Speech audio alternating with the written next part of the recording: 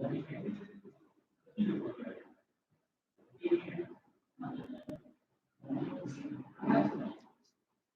छात्रों को good afternoon. आज का टॉपिक है हैलो एल्केन्स के गुण।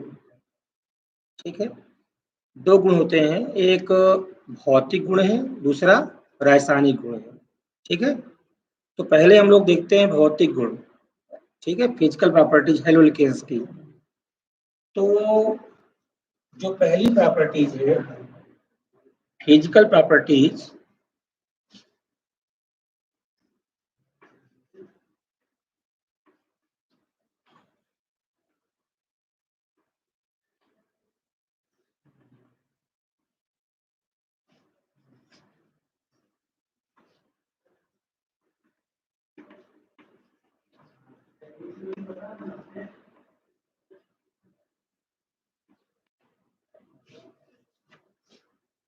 पहली प्रॉपर्टीज क्या है?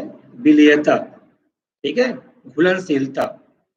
ठीक, जो हैलो एल्केन्स होते हैं, हैलो एल्केन्स के जो हैलोजन और कार्बन के बीच का जो बंध होता है वो ध्रुवीय प्रकृति का होता है। ठीक है, और ध्रुवीय प्रकृति का जब होता है उसी की वजह से हैलो एल्केन्स जो होते हैं वो अत्यधिक क्रियाशील होते हैं। क्या होते हैं? अत्यधिक क्रियाशील होते हैं, क्योंकि जो उनके बीच का जो बंध है वो क्या है? अत्यधिक पोलर है, ध्रुवीय है, जिससे वो बॉन्ड सरलता से टूट जाता है। जब टूट जाता है तो जो उसकी एक्टिविटी है, जो उसकी क्रियाशीलता है वो क्या है? बहुत ज्यादा है। तो हैलो एल्केन्स ध्रुवीय प्रकृति के होते हैं, लेकिन हैलो एल्केन्स के अणु जल के अणु के साथ अंतर अणुक हाइड्रोजन बंध का निर्माण नहीं कर पाते, जिसके कारण वो जल में अविलेय होते हैं। लेकिन जो कार्बनिक विलायक होते हैं, कार्बनिक विलायक में जैसे अल्कोहल हो गया, फिनाल हो गया, ईथर हो गया, तो जो कार्बनिक विलायक होते हैं, कार्बनिक विलायक में ये क्या होते हैं? विलेय होते हैं, सॉल्वर होते हैं। कौन? Hello alkanes. परफेक्ट। नंबर 2,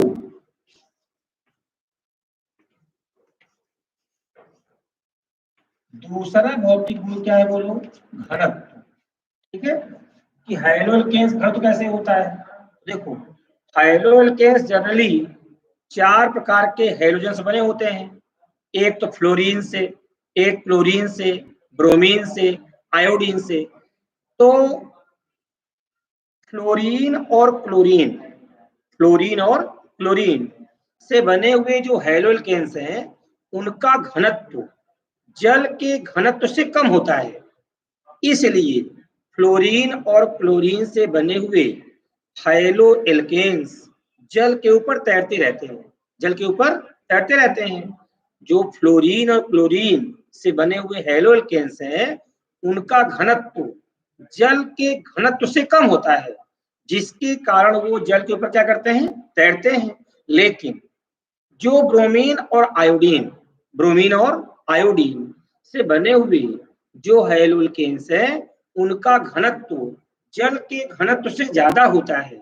इसलिए वो जल के नीचे, मान लो ब्रोमीन और आयोडीन से बना हुआ कोई हैलो एल्केन्स, जैसे आप जल मिलाओगे इसके बाद जो हैलो एल्केन्स है वो नीचे आएगा और जो वाटर कहाँ आएगा? ऊपर तैरेगा। क्यों? क्योंकि ब्रोमीन और आयोडीन से बना हुआ जो हैलो एल्केन्स है उसका जो घनत्व है वो घनत्व क्या है? उसका जो घनत्व है क्या है? वो ज्यादा है, वो नीचे है।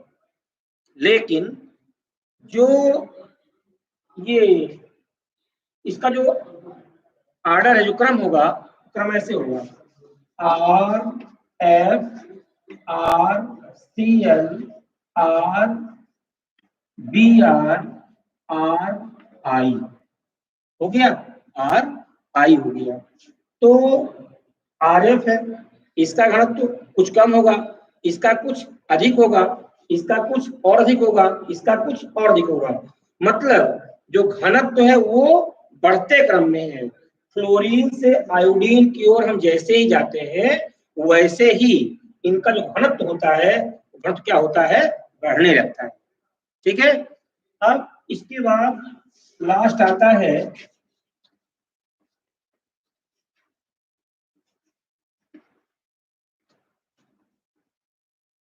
क्वथनांक। ठीक है, बॉइलिंग पॉइंट क्वथनांक।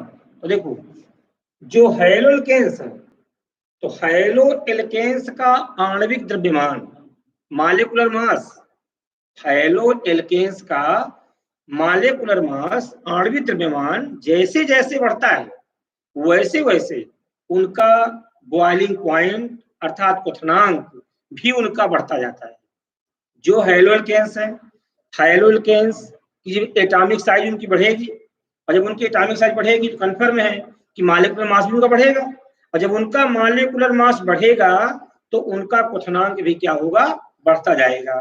जैसे सपोज दैट CH3Cl लिखा है, हमने एग्जांपल लिया CH3 बॉन्ड क्या Cl, C2H5 बॉन्ड क्या Cl। देखो हाइड्रोजन तो सेम है, हाइड्रोजन तो सेम है, लेकिन जो उनका एल्किल मूलक है, तो एल्किल मूलक ये थोड़ा हल्का एल्किल मूलक है, ये थोड़ा सा हैवी एल्किल मूलक, भारी एल्किल मूलक है, तो इसकी साइज क्या होगी, बड़ी होगी, और इसकी साइज क्या होगी, कुछ छोटी होगी। ठीक है, तो हैलो एल्केन्स का मॉलिक्यूलर मास अर्थात आणविक द्रव्यमान जैसे जैसे बढ़ता जाता है उनका क्वथनांक भी वैसे वैसे क्या होता है, बढ़ता जाता है। परफेक्ट। इस प्रकार से इनके जो भौतिक गुण हैं, 3 भौतिक गुण हैं, वो कंप्लीट हो गए। पहला भौतिक गुण विलेयता, ये जल के अणु के साथ अंतर अणुक हाइड्रोजन बंध का निर्माण नहीं करेंगे, इसलिए जल में विलय नहीं होंगे। लेकिन जो कार्बनिक विलायक होते हैं, एल्कोहल, फिनॉल, ईथर, इन कार्बनिक विलायकों में विलय हो जाते हैं। कौन है, एल्केन्स के अणु। नंबर 2 घनत्व, जब हम फ्लोरीन से आयोडीन की ओर, जब हम फ्लोरीन से आयोडीन की ओर हैलो एल्केन्स में चलते हैं तो इनका जो घनत्व क्या होता है, बढ़ता जाता है। फ्लोरीन और क्लोरीन, फ्लोरीन और क्लोरीन से बने हुए हैलो एल्केन्स का घनत्व जल के घनत्व से कम होगा, और ब्रोमीन और आयोडीन से बने हुए हैलो एल्केन्स का घनत्व जल के घनत्व से क्या होगा, अधिक होगा। फिर हमारे क्वथनांक में, तो क्वथनांक में क्या बताया कि हैलो एल्केन्स का मॉलिक्यूलर मास आणविक द्रव्यमान जैसे जैसे बढ़ेगा वैसे वैसे उनका क्वथनांक भी क्या होगा, बढ़ता जाएगा। परफेक्ट। ये 3 क्या हो गए, भौतिक गुण हो गए। अब इसके बाद रासायनिक गुण में आते हैं। हैलो एल्केन्स का रासायनिक गुण,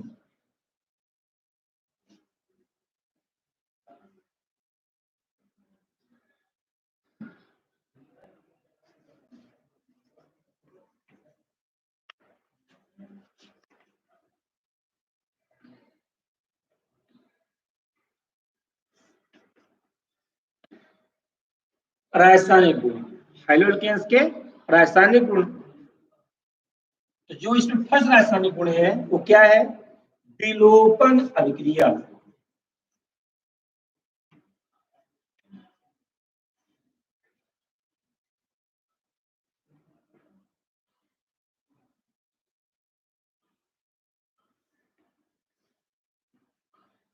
विलोपन अभिक्रिया। ठीक है, इस विलोपन अभिक्रिया देखो है क्या, विलोपन अभिक्रिया क्या है, तो पहले इसकी डिफिनेशन सुन लो, परिभाषा। किसी भी हैलो एल्केन्स के अणु से, किसी भी हैलो एल्केन्स के अणु से या यौगिक से 2 परमाणु या 2 समूह, 2 परमाणु या 2 समूह का एक साथ निकल जाना विलोपन कहलाता है। किसी भी अणु या यौगिक, जैसे हैलो एल्केन्स हम लोग पढ़ रहे हैं, किसी भी अणु या यौगिक जैसे हैलो एल्केन्स से 2 परमाणु या 2 समूह का एक साथ निकल जाना विलोपन अभिक्रिया कहलाता है। परफेक्ट। अब कैसे निकलता है, इधर देखो, हमने हैलो एल्केन्स लिया CH3 CH2, क्या लिया Cl। ये हैलो एल्केन्स का एक अणु लिखा हुआ है, लिखा है ना, क्लोरोएथेन या एथिल क्लोराइड लिखा हुआ है, लिखा है। अब इसमें से हमें दो परमाणु को एक साथ निकालना है। कितने परमाणु? दो परमाणु या दो समूह को एक साथ निकालना है, इसमें से हमको निकालना है ना। तो क्या करते हैं, इस हेलो एल्केन्स में alcoholic caustic potash, alcoholic caustic potash मतलब जो कास्टिक पोटास है इसका जो मीडियम है वो एल्कोहलिक होना चाहिए। कैसा होना चाहिए? पहले कास्टिक पोटास को एल्कोहल में हल्का मिला लें और मिलाने के बाद उस एल्कोहलिक कास्टिक पोटास को हम मिला दें, हम हेलो एल्केन्स मिला दें। तो यहाँ पर हम लोग यहाँ देते हैं एल्कोहलिक, एल्कोहलिक, ठीक है। जैसे हमने एल्कोहलिक को मिलाया, कहाँ मिलाया? हेलो एल्केन्स में। मिला करके जैसे हमने इसको हीट किया, जैसे हमने गर्म किया, वैसे क्या हुआ कि यहाँ से हाइड्रोजन परमाणु क्लोरीन किसके साथ? पोटेशियम के साथ बना लिया पोटेशियम क्लोराइड KCl प्लस। तो यहाँ से एक हाइड्रोजन, क्योंकि इस कार्बन से क्या विलुप्त हुआ? क्लोरीन हाइड्रोजन, और इस कार्बन से क्या विलुप्त होगा? एक हाइड्रोजन। एक हाइड्रोजन यहाँ से और एक OH यहाँ से, OH और H क्या हो गया? H2O, ये हो गया H2O प्लस। तो शेष क्या हुआ? CH2 डबल बॉन्ड क्या होगा? CH2। यहाँ पर एक नया बॉन्ड फॉर्म हो जाएगा, नया बॉन्ड जिसे हम पाई बंध कहेंगे। तो CH2 डबल बॉन्ड क्या होगा? CH2। ये क्या बन गया बोलो? एल्कीन बन गया। बन गया। तो जब हम किसी भी, पहले अपन डिफिनेशन लिखेंगे, पहले परिभाषा लिखेंगे, जब किसी भी अणु या यौगिक जैसे हेलो एल्केन्स से दो परमाणु या दो समूह एक साथ बाहर निकलते हैं तो इस प्रकार की अभिक्रिया को विलोपन अभिक्रिया कहते हैं। फिर नीचे लिखना है कि जब किसी भी हेलो एल्केन्स को एल्कोहलिक कास्टिक पोटास के साथ गर्म करते हैं तब हेलो एल्केन्स एल्कीन्स में कन्वर्ट हो जाता है, बदल जाता है।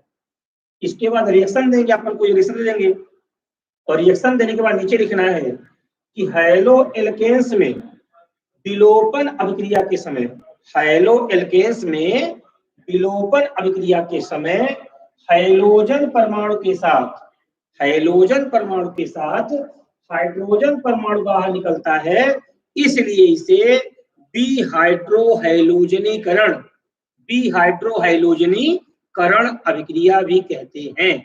ठीक है, इसलिए इस अभिक्रिया को विहाइड्रोहैलोजनीकरण अभिक्रिया भी कहते हैं। इसलिए होता क्या है, कभी कभी एग्जाम में पूछता है कि विलोपन अभिक्रिया क्या है ना, अथवा नहीं पूछा तो ऐसे पूछ देगा घुमा के कि विहाइड्रोहैलोजनीकरण अभिक्रिया क्या है, विहाइड्रोहैलोजनीकरण अभिक्रिया क्या है। तो आपको ध्यान रखना है कि विलोपन अभिक्रिया ही कहलाती है विहाइड्रोहैलोजनीकरण अभिक्रिया। केवल ये देखना है कि विलोपन अभिक्रिया के समय हेलो एल्केन्स से हाइड्रोजन परमाणु के साथ हाइड्रोजन परमाणु रिप्लेस होता है, इसलिए इस अभिक्रिया को विहाइड्रोहैलोजनीकरण अभिक्रिया भी कहते हैं। इतना लिख देना है आपको।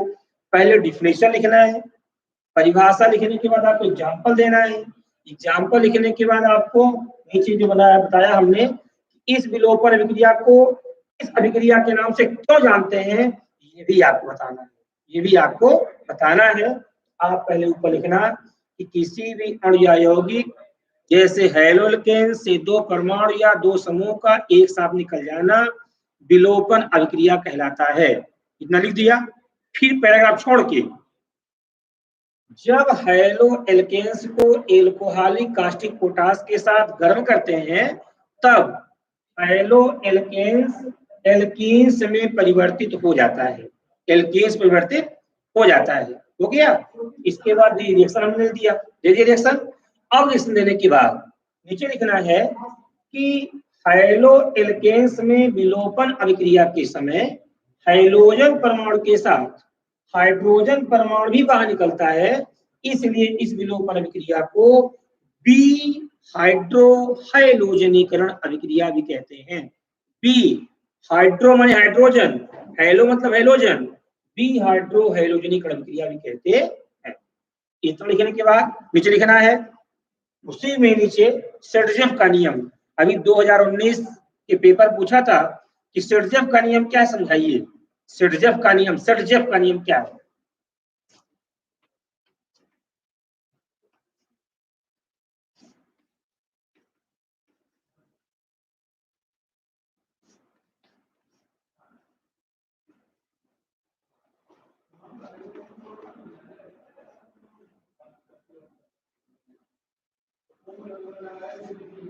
सिरजेफ का नियम क्या है? ठीक है, सिरजेफ का नियम क्या है देखो, हम एक एग्जांपल लेते हैं।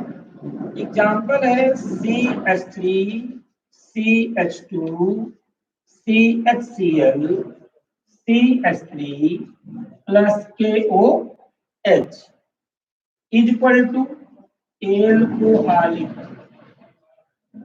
देखो जैसे हीट करेंगे तो हाइड्रोजन जो क्लोरीन है वो क्लोरीन किसके साथ, पोटेशियम के साथ बाहर निकलेगा, निकलेगा तो क्या फॉर्म होगा, पोटेशियम क्लोराइड KCl हो गया। अब जब हाइड्रोजन का रिप्लेसमेंट हो गया तो देखना है कि जो हाइड्रोजन है वो कहां से रिप्लेस होगा। तो इस बगल में ये भी कार्बन से बना हुआ समूह है, यहाँ भी हाइड्रोजन है। इसके बगल में ये भी कार्बन से बना हुआ समूह है, यहाँ भी देखो हाइड्रोजन है। तो देखना है कि किससे निकलेगा हाइड्रोजन। तो जिस कार्बन के पास हाइड्रोजन जितने ही कम होते हैं उसकी क्रियाशीलता उतनी ही ज्यादा हो जाती है। जिस कार्बन के पास जितने हाइड्रोजन कम होते हैं उसकी क्रियाशीलता उतनी ही अधिक हो जाती है। यहाँ ज्यादा हाइड्रोजन है तो ये कम क्रियाशील होगा, यहाँ पर कम हाइड्रोजन है थोड़ा अधिक क्रियाशील होगा, यहाँ पर तो और कम है, लेकिन यहाँ से क्लोरीन निकल चुका है, यहाँ से हाइड्रोजन निकल चुका है। जब यहाँ से निकल चुका है हाइड्रोजन तो यहाँ से H निकलेगा नहीं, H निकलेगा या तो यहाँ से या तो यहाँ से। तो जिसके पास H कम है उसकी क्रियाशीलता ज्यादा है, इसलिए हाइड्रोजन का रिप्लेसमेंट इस कार्बन से होगा। इसको क्या कहते हैं हम, अल्फा कार्बन। जिससे लगा हुआ हाइड्रोजन है वो अल्फा कार्बन, यहाँ दे दिया हमने बीटा कार्बन, यहाँ दे दिया हमने गामा कार्बन, यहाँ अल्फा तो यहाँ पे क्या होगा बोलो, बीटा कार्बन। आप समझो क्या, जो सिरजेफ का रूल बनाया गया वो ये बनाया गया कि विलोपन अभिक्रिया के समय, विलोपन अभिक्रिया क्यों, क्योंकि इससे दो परमाणु निकालना है। ये हाइड्रोकेन्स है ना, हाइड्रोजन और सिंगल बॉन्ड वाले सब है, हाइड्रोकेन्स है। इस हाइड्रोकेन्स में हाइड्रोजन के साथ हाइड्रोजन निकलेगा, अर्थात दो परमाणु एक साथ निकलेंगे, है तो विलोपन अभिक्रिया। लेकिन कुछ रूल के आधार पर निकलेंगे, कुछ रूल के, कुछ नियम के आधार पर निकलेंगे, इसलिए इसमें सिरजेफ का नियम लागू किया गया। तो वो नियम क्या लागू किया गया कि जब विलोपन अभिक्रिया के समय हाइड्रोजन परमाणु के साथ हाइड्रोजन परमाणु उस बीटा कार्बन परमाणु से, हाइड्रोजन परमाणु के साथ हाइड्रोजन परमाणु उस बीटा कार्बन परमाणु से विलुप्त हो जिसके पास हाइड्रोजन की कमी होती है। तो इस प्रकार विलोपन अभिक्रिया में जो नियम लागू होता है वही सिरजेफ का नियम कहलाता है। तो जो हाइड्रोजन क्लोरीन है, ये क्लोरीन के साथ कौन निकलेगा, इस बीटा से निकलेगा H, निकलेगा क्या क्या फॉर्म होगा देखो, CH3, यहाँ क्या बचेगा शेष CH, CH, यहाँ पर डबल बॉन्ड आएगा ना, डबल बॉन्ड, यहाँ पर क्या है CH, फिर बॉन्ड क्या बोलो CH3, CH3 plus KCl plus क्या बोलो H2 हो गया। तो ये देखो विलोपन अभिक्रिया भी है, क्योंकि हाइड्रोकेन से एल्कीन बन रहा है, इसमें से दो परमाणु एक साथ निकल रहे हैं, और इसमें जो नियम लागू हुआ किसका नियम, वो सिरजेफ का नियम। तो पूछता है सिरजेफ का नियम क्या है, तो आप बताओगे जब विलोपन अभिक्रिया के समय हाइड्रोकेन्स के अणु में से हाइड्रोजन परमाणु के साथ हाइड्रोजन परमाणु उस बीटा कार्बन परमाणु से विलुप्त हो जिसके पास हाइड्रोजन की कमी होती है। तो इस प्रकार विलोपन अभिक्रिया में लागू होने वाला नियम सिरजेफ का नियम कहलाता है। इतना लिखने के बाद आपको ये कुछ एग्जाम्पल देना है। तो पहले आप क्या करोगे, पहले आप लिखोगे विलोपन अभिक्रिया क्या है, परिभाषा लिख दिया। लिखने के बाद आपको जो बताया अपना थ्योरी, यहाँ रिएक्शन पहले थ्योरी लिखना है आपको, एक बार आपको रिपीट कर रहे हैं क्योंकि ये टॉपिक वेरी मोस्ट है, विलोपन अभिक्रिया सेटजेव का बहुत ही वेरी मोस्ट है। लिखना है कि जब किसी भी अणु या यौगिक जैसे हेलोल्केन्स से दो परमाणु या दो समूह एक साथ बाहर निकलते हैं तो इस प्रकार की अभिक्रिया को विलोपन अभिक्रिया कहते हैं। लिख दिया। इसको अब फिर लिखना, जब हेलो एल्केन्स को एल्कोहलिक कास्टिक पोटास के साथ गर्म करते हैं तब हेलो एल्केन्स का अणु एल्केन्स में कन्वर्ट होने लगता है। इसके बाद रिएक्शन देना है आपको, ये देना है। रिएक्शन देने के बाद फिर लिखना है उसके नीचे कि विलोपन अभिक्रिया के समय हाइड्रोजन परमाणु के साथ हाइड्रोजन परमाणु उस बीटा हाइड्रोजन परमाणु बाहर निकल रहा है। विलोपन अभिक्रिया के समय हाइड्रोजन परमाणु के साथ हाइड्रोजन परमाणु भी बाहर निकल रहा है, इसलिए इस अभिक्रिया को विहाइड्रोहैलोजनीकरण अभिक्रिया भी कहते हैं। ठीक है। लिखने के बाद फिर डालना है सेटजेव का नियम। यदि केवल पूछा विलोपन अभिक्रिया क्या समझाइए तब तो ये आंसर पूरा हो गया, लेकिन यदि पूछता है कि सेटजेव का नियम क्या है समझाइए तो फिर उसमें आपको लिखना है, डाल के पहले हेडिंग डालना सेटजेव का नियम, और उसमें लिखना है कि जब विलोपन अभिक्रिया के समय हेलो एल्केन्स से हाइड्रोजन परमाणु के साथ हाइड्रोजन परमाणु उस कार्बन परमाणु से उस बीटा कार्बन परमाणु से विलुप्त हो जिसके पास हाइड्रोजन कम संख्या में होते हैं तो इस प्रकार विलोपन अभिक्रिया में लागू किया जाने वाला नियम सेटजेव का नियम कहलाता है। ये लिखने के बाद फिर आपको ये रिएक्शन देना है, और रिएक्शन देकर के जो रिएक्टेंट और जो प्रोडक्ट है उनका नेम भी लिखना है। इसका नेम लिखोगे 2-क्लोरोब्यूटेन 1 2 3 4 2 से लगा हुआ है ना, 2-क्लोरोब्यूटेन, और इसका नेम क्या लिखोगे 1 2 3 4 डबल बॉन्ड क्यों कहते हैं, तो ब्यूटीन 2 ब्यूटीन इसका नेम। इस तरह से क्वेश्चन क्या हुआ कंप्लीट, मतलब हेलो एल्केन्स का जो रासायनिक गुण है उसका जो पहला पॉइंट था विलोपन अभिक्रिया वो क्लियर हो गया है ना। कोई भी डाउट नहीं होना चाहिए, जहां भी डाउट आप तुरंत क्वेश्चन करोगे सर हमको यहाँ समस्या है। अब सेकंड पॉइंट आता है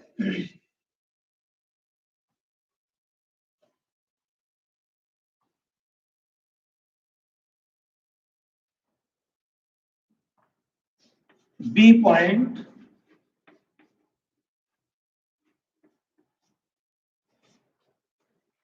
धातुओं के साथ क्रिया।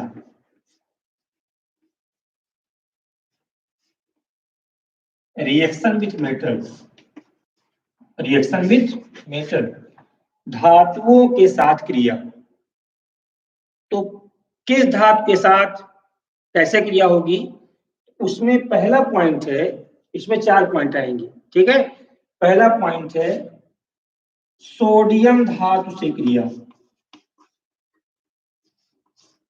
सोडियम धातु से क्रिया। ठीक है। और इस क्रिया में जो नेम आता होता है ऊर्ज अभिक्रिया, ऊर्ज रिएक्शन, WURTZ, आप पढ़े हो उसके 11th क्लास में, जिसको तुम लोग पढ़ते थे याद करो, वोल्टज है ना, इसको तुम लोग बोला करे थे 11th में वोल्टज अभिक्रिया। तो सही इसका जो उच्चारण है क्या है, ऊर्ज, WURTZ, ऊर्ज अभिक्रिया कहते हैं इसको। ठीक है। सोडियम धातु क्रिया या ऊर्ज अभिक्रिया। देखो क्या है, तो जो सोडियम है तो पहले सोडियम में चर्चा हो जाए। सोडियम बारे में आपने सुना है कि सोडियम एक अत्यधिक क्रियाशील धातु है ना, जो ठोस अवस्था में होती है ना। जो सोडियम का एटॉमिक नंबर कितना होता है, 11 होता है, 11 होता है परमाणु क्रमांक। ठीक है। और इसका जो इलेक्ट्रॉनिक विन्यास होता है वो क्या है, 2 8 1 है। तो सोडियम इस एक इलेक्ट्रॉन क्या करता है, त्याग देता है, क्योंकि प्रत्येक जो एलिमेंट है वो स्टेबल होना चाहते हैं, अस्थायी हो जाते हैं। ठीक है। अष्टक के नियम का पालन करना चाहते हैं, मतलब हमारे बैलेंस कोष्ट में जो है 8 इलेक्ट्रॉन होना चाहिए, है ना, हम अस्थायी हो जाएं। तो जो ये एक इलेक्ट्रॉन लास्ट में है, इस इलेक्ट्रॉन को त्याग देता है, और जब त्यागता है तो सोडियम पर क्या आ जाता है, Na पॉजिटिव आ जाता है, Na पॉजिटिव आ जाता है। इसीलिए सोडियम की वैलेंसी क्या होती है, +1 होती है। परफेक्ट है। तो जो सोडियम धातु से क्रिया किसकी होनी है, हैलो एल्केन्स की, क्योंकि हम लोग पढ़ क्या रहे हैं, हम लोग पढ़ रहे हैं हैलो एल्केन्स का रासायनिक गुण। तो हैलो एल्केन्स की क्रिया किससे कराना है, सोडियम धातु से। चलो एक हैलो एल्केन्स लेते हैं, R bond X, example CH3 bond क्या C, ठीक है। RX कॉमन फार्मूला है, कोई भी हैलो एल्केन्स, एग्जाम्पल क्या ले लिया हमने, मेथिल क्लोराइड ले लिया। अब देखो सोडियम से क्रिया कराना है, Na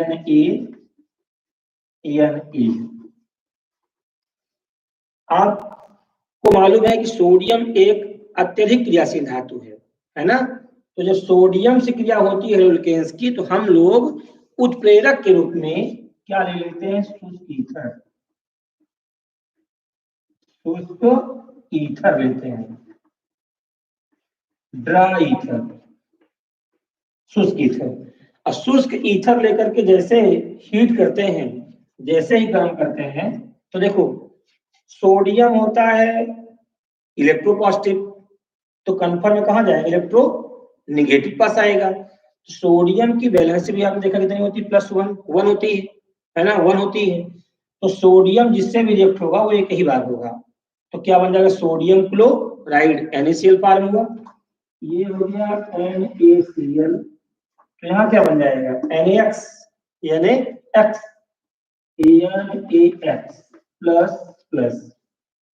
तो जब बन गया सोडियम क्लोराइड फॉर्म हो गया, तो केवल क्या बचा शेष, मेथिल बचा ना शेष। जब मेथिल बचा शेष केवल, तो मेथिल क्या है, अस्थाई है। और आप जानते हो जब रिएक्शन में जो बनता है उत्पाद, वो अस्थाई उत्पाद बनता है, अस्थाई होना चाहिए ना। तो प्रिय छात्रों, यहाँ पर हैलो एल्केन्स का केवल हमको दिख रहा है 1 मोल, जो लिखा है मेथिल क्लोराइड लिखा है ना, तो देखने में क्या लगता है केवल 1 मोल है, लेकिन रिएक्शन के दौरान जो ये रिएक्टेंट हमने लिया सोडियम मेथिल क्लोराइड, इससे कोई एक अमाउंट होगा, मात्रा होगी, तो इस मात्रा में इसके कई मोल हो सकते हैं, इसके कई मोल हो सकते हैं। तो अस्थाई उत्पाद बनने के लिए जितने मोल की आवश्यकता होगी उतने मोल रिएक्ट हो सकते हैं।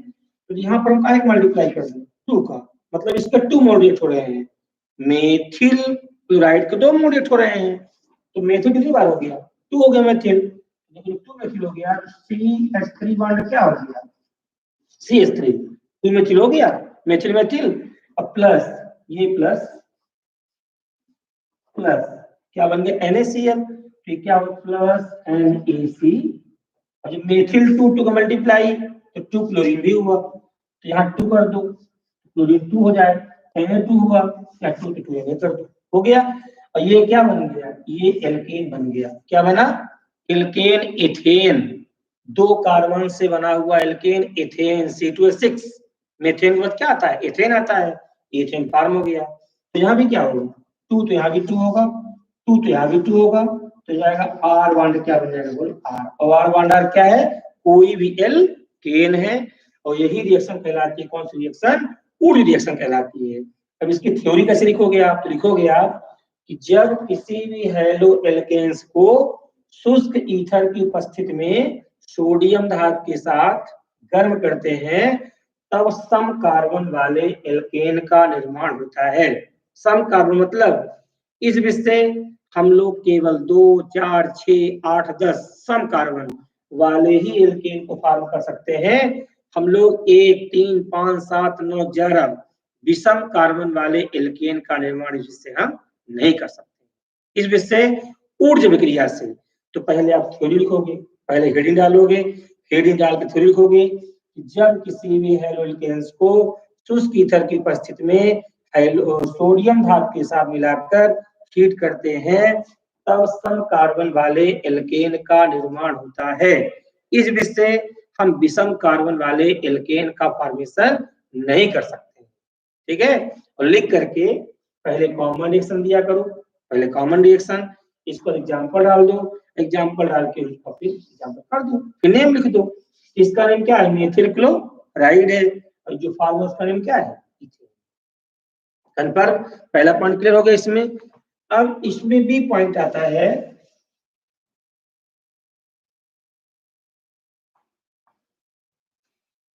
B point. पहले इसमें सेकंड, पहला पॉइंट क्या था, सोडियम से रिएक्शन। अब सेकंड पॉइंट आएगा, ठीक है, जिंक धातु से क्रिया।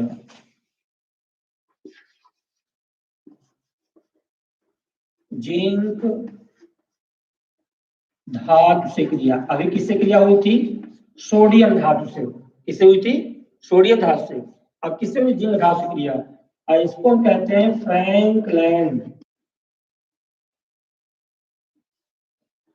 इसको हम कहते हैं फ्रैंकलैंड रिएक्शन। क्या कहते हैं इसको, फ्रैंकलैंड रिएक्शन कहते हैं इसको। परफेक्ट। और इसके पहले वाले क्या थी, वुड अभिक्रिया, वुड रिएक्शन कहते हैं। ठीक है, जनरली ये जो पॉइंट है ये रिएक्शन के नेम से ही आते हैं।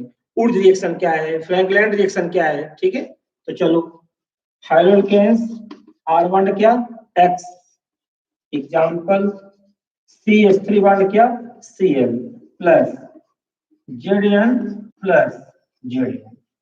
अभी रिएक्शन किससे हुई थी, सोडियम से। अब किससे हुई, जिंक से। तो जानते हो जो जिंक है इसका परमाणु क्रमांक कितना होता है, 30। कितना होता है, 30। जो इसका इलेक्ट्रॉनिक विन्यास है वो क्या होता है, 2 8 18 क्या 2 होता है ना। और जो 2, तो ये 2 इलेक्ट्रॉन क्या कर देगा, लॉस कर देगा, लॉस करेगा। और जब 2 इलेक्ट्रॉन लॉस कर देगा तो जिंक पर वो लोग क्या आ जाएगा, 2 पॉजिटिव आएगा। ठीक है, जिंक 2 इलेक्ट्रॉन को लॉस कर दिया तो जिंक पर क्या आ गया, 2 पॉजिटिव आ गया। अब देखो, जिस तरह से सोडियम पर आया था 1 पॉजिटिव आया था, तो सोडियम जिससे रिएक्ट हो रहा था तो एक बार हो रहा था, और जब जिंक पर 2 पॉजिटिव है तो जिससे रिएक्ट होगा 2 बार होगा। तो जिंक किससे रिएक्ट होगा, क्लोरीन से क्या बन जाएगा, ZnCl2 बन जाएगा, ZnCl2 बन जाएगा, इक्वल टू यहाँ हो गया ZnCl2, Cl2 हो गया ना, यहाँ Cl1 है, यहाँ काटता है मल्टीप्लाई होगा, 2 को मल्टीप्लाई कर दिया। अब मेथिल 2 हो गया, यहाँ क्या हो गया, CH3 बॉन्ड क्या होगा, CH, एल्केन फॉर्म हो गया। जैसे वुड में बनाए हो एल्केन, देखो यहाँ भी एल्केन फॉर्म हो गया। ऐसे यहाँ बोलो कहीं मल्टीप्लाई कर दोगे, 2 को मल्टीप्लाई कर दिया तो क्या हो गया, R bond R plus Zn क्या बन गया, X 2। तरीका सिर्फ हो गया कि जब किसी भी हेलोल्केन्स को जिंक धातु के साथ गर्म करते हैं तब सम कार्बन वाले एल्केन का निर्माण होता है। इस अभिक्रिया को फ्रैंकलैंड अभिक्रिया कहते हैं। क्या कहते हैं, फ्रैंकलैंड अभिक्रिया कहते हैं। तो पहला हुआ सोडियम धातु क्रिया, ऊर्ध्व अभिक्रिया। नंबर 2 हो गया जिंक धातु क्रिया, मतलब फ्रैंकलैंड अभिक्रिया, फ्रैंकलैंड अभिक्रिया। अब थर्ड पॉइंट इसी में आएगा, थर्ड पॉइंट मैग्नीशियम धातु से क्रिया। मैग्नीशियम धातु से क्रिया, या इसको बोलते हैं ग्रिगनार्ड अभिकर्मक का नाम सुना है, ग्रिगनार्ड अभिकर्मक का नाम सुना 11th क्लास में। ग्रिगनार्ड अभिकर्मक का फार्मूला होता है RMgX। क्या होता है, RMgX। तो ग्रिगनार्ड अभिकर्मक का निर्माण होता है मैग्नीशियम धातु। ठीक है, तो haloalkanes R1X plus Mg equal to क्या बन जाएगा, R1Mg1 क्या हो गया, X। R1Mg1 क्या हो गया, X। ये किसका फॉर्मेशन हो गया, ग्रिगनार्ड अभिकर्मक का फॉर्मेशन हो गया। एग्जाम्पल आप कर ही लोगे, एग्जाम्पल है ना, C2 एग्जाम्पल बने आप, क्लियर हो गया ये कि जब किसी भी हेलोल्केन्स को मैग्नीशियम धातु के साथ गर्म करते हैं तब ग्रिगनार्ड अभिकर्मक का निर्माण होता है। ठीक है, इसके बाद लास्ट पॉइंट 4 PV लेड धातु से क्रिया। लेड धातु क्रिया, PV धातु क्रिया। ठीक है, तो किसी भी हेलोल्केन्स को ले लो, R1X plus PV equal to, देखो आप दो फार्मूला पढ़े हो कि PbCl2 भी लिखा जाता है और PbCl4 भी होता है। देखा आपने कहीं कहीं क्लास में, 10th क्लास में देखा होगा, 11th क्लास में फार्मूला कहीं लिखा देखा होगा आपने। PbCl4 यहाँ देखो 4 वैलेंसी है, PbCl2 देखो यहाँ Pb की 2 वैलेंसी है ना। तो जो Pb की 4 वैलेंसी ज्यादा स्टेबल है, क्या है, ज्यादा स्टेबल है। तो जो यहाँ पल्लेट है, जो Pb है, वो रिएक्ट होगा R से भी, वो रिएक्ट होगा X से भी। तो जब Pb की वैलेंसी 4 तो क्या होगा, R4Pb प्लस Pb जैसे होगा X से भी, तो क्या फॉर्म होगा, हो जाएगा PbX4, PbX4 और R4 क्या होगा, Pb2 हुआ। तो 2 को मल्टीप्लाई कर दो, ये दोनों 4 का मल्टीप्लाई कर दो 4 का। तो जब किसी भी एल्केन्स को लेड धातु के साथ गर्म करते हैं तब क्या फॉर्म होता है, तब टेट्रा एल्किलेट, टेट्रा एल्किलेट, टेट्रा मतलब 4, टेट्रा एल्किलेट का निर्माण होता है, जो एक स्फटन रोधी पदार्थ भी कहलाता है। कभी-कभी ऑब्जेक्टिव पूछता है एक स्फटन रोधी यौगिक का नाम क्या है, तो आपको एग्जांपल लिख दो। जैसे लिखा है बुक में, लिखा होगा आपके C2H5 का होल 4 PV, टेट्रा एथिलेट लिखा होगा, टेट्रा एथिलेट, ये एक स्फटन रोधी पदार्थ कहलाता है। तो जब लेड धातु क्रिया हाइलो एल्केन से होती है और खासकर एथिल क्लोराइड से हो जाए, एथिल क्लो C2H5 बॉन्ड Cl से हो जाए, तो इसका फॉर्मेशन होगा टेट्रा एथिल लेड का फॉर्मेशन होगा, जो एक स्फटन रोधी पदार्थ होगा। ठीक है, आज हम लोगों ने क्या क्या पढ़ा, हैलोएल्केन्स के भौतिक गुण, भौतिक गुण हमने 3 देखा, विलेयता, घनत्व, क्वथनांक। हमने पढ़ा रासायनिक गुण, रासायनिक गुण हमने 2 पढ़ा, पहले 3 रासायनिक गुण होते हैं, अभी एक बचा हुआ है, 2 हमने स्टडी किया। पहला हमने पढ़ा विलोपन अभिक्रिया अर्थात सिरजिफ का नियम। नंबर 2 धातुओं से क्रिया, धातुओं से क्रिया कराने 4 पॉइंट, पहला सोडियम धातु क्रिया, नंबर 2 जिंक धातु क्रिया, नंबर 3 मैग्नीशियम धातु क्रिया, नंबर 4 लेड धातु क्रिया। अब थर्ड पॉइंट आता है कि नाभिक स्नेही प्रतिस्थापन अभिक्रिया, नाभिक स्नेही प्रतिस्थापन अभिक्रिया, जो कि हम लोग नेक्स्ट जो भी लेक्चर चलेगा उसमें उसका अध्ययन करेंगे। ठीक है, और जो चीज बताई गई है बिल्कुल कंफर्म, कहीं भी कोई दिक्कत आप बिल्कुल पूछ सकते हो। ठीक है ना, ठीक है, थैंक यू।